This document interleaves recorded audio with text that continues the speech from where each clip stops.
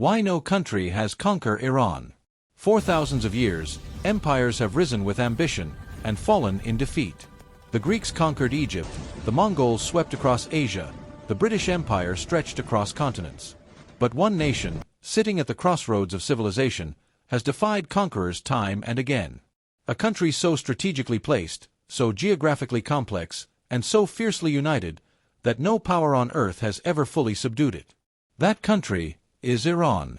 To understand why conquering Iran is nearly impossible, we must explore the 7 forces that protect it, not just walls of stone, but walls of history, people, and power.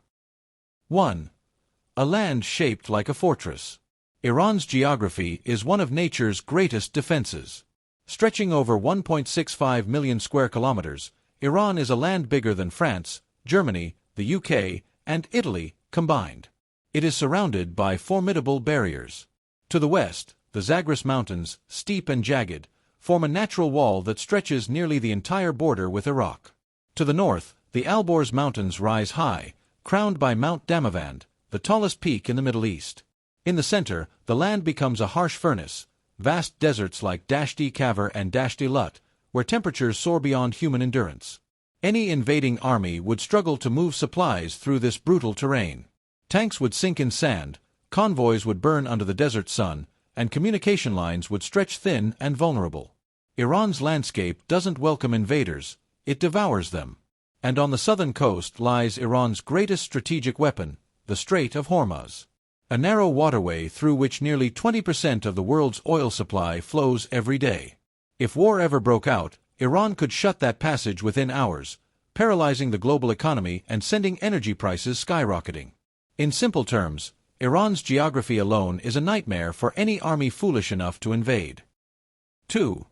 The spirit of resistance. Iran, known for much of history as Persia, is one of the oldest continuous civilizations on Earth. For over 2,500 years, it has stood as a cultural, political, and military power in the region. It has faced countless invaders. The Greeks under Alexander the Great, the Arabs during the Islamic conquest, the Mongols who burned cities to ashes, and the Ottoman Turks who tried to dominate its lands. Yet, every time, Iran either resisted, adapted, or rose again. Unlike many conquered nations that vanished into history, Iran absorbed its conquerors, teaching them its language, art, and identity. Even under foreign influence, Persia never lost its soul. It preserved its culture, its poetry, its architecture, and its pride. That unbroken sense of identity has shaped a people who see foreign domination as the ultimate dishonor, and resistance as the highest virtue. 3. A nation too big to control.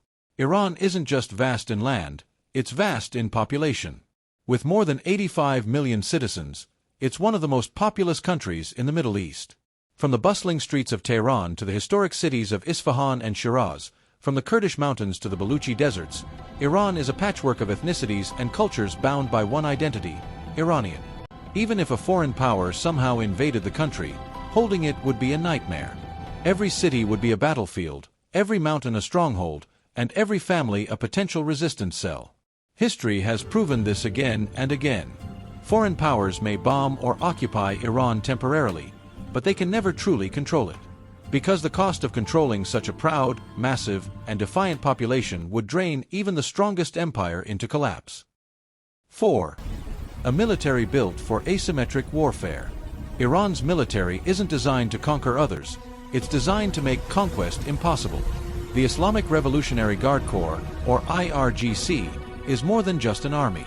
It's an institution that blends conventional power with guerrilla warfare. Its strategies are based on asymmetry, fighting smarter, not larger.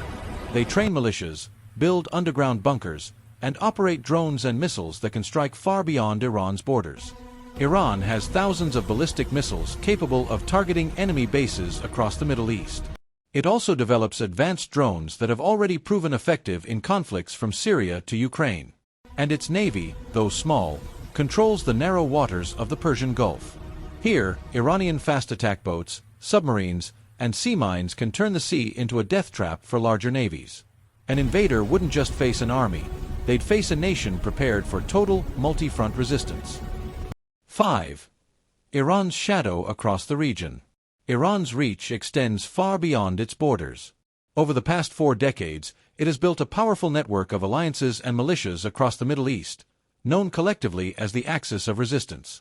In Lebanon, there's Hezbollah, a group that once forced Israel's army to retreat. In Iraq, powerful Shia militias maintain deep ties with Tehran. In Syria, Iran supports the Assad government. And in Yemen, the Houthis have become a regional force armed with Iranian technology. This web of influence means that any war with Iran would not stay contained. The entire Middle East, from the Mediterranean to the Gulf, would ignite in chaos. So invading Iran doesn't mean fighting one country.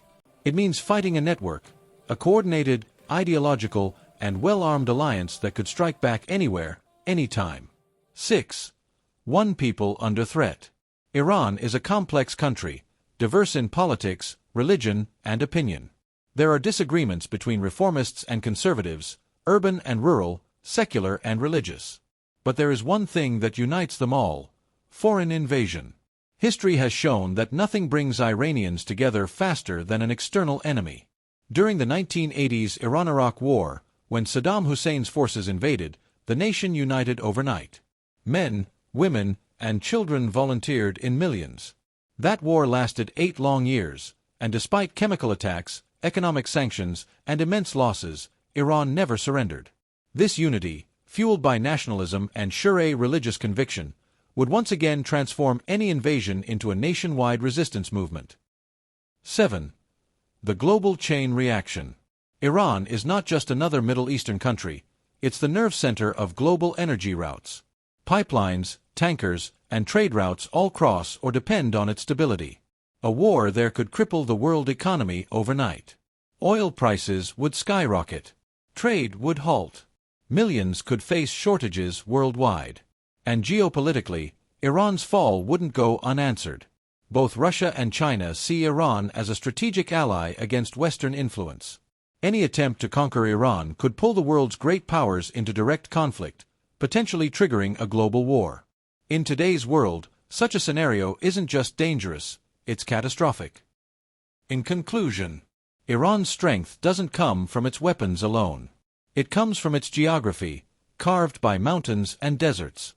It comes from its people, proud, resilient, and unyielding. And it comes from a history, a memory of empires and invaders that tried, and failed, to break its spirit. So yes, it's not literally impossible to conquer Iran. But any nation that tries will face nature itself, history itself, and a people who refuse to bow. Because Iran is more than a country. It's an idea, one that cannot be conquered.